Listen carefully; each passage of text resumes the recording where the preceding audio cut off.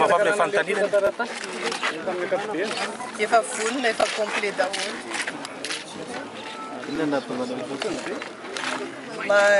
maika amin'ny fanarenana ary hitondra rivo vaovao amin'ny Antananarivo. Raha ohatra ka tonga avy Antananarivo inona mety hoe lahara-pahamehana raha ohatra Antananarivo fanadiovana ny tanàna.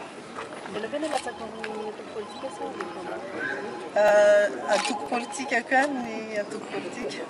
Maro be ireo vehivavy mifaninana aminao efa misy candidat filoham-pirenena manahoana ny tokony sy matahotra.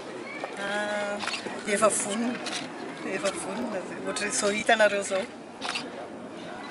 Nanahoana fa manana ny antoko tsisy tsy nanano sarotra.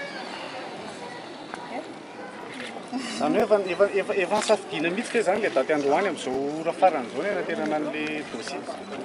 Efa safidy. Fantatra teo hoe ohatrany zay aloha fa anao izy an-tany dia inona ny loko hitanareo, inona ny soratra apetraka amin'ny loko aseho UNRRM dia misy sarin'ny Madagasikara zay. Donc zay ngambany aloha fa anatitra ny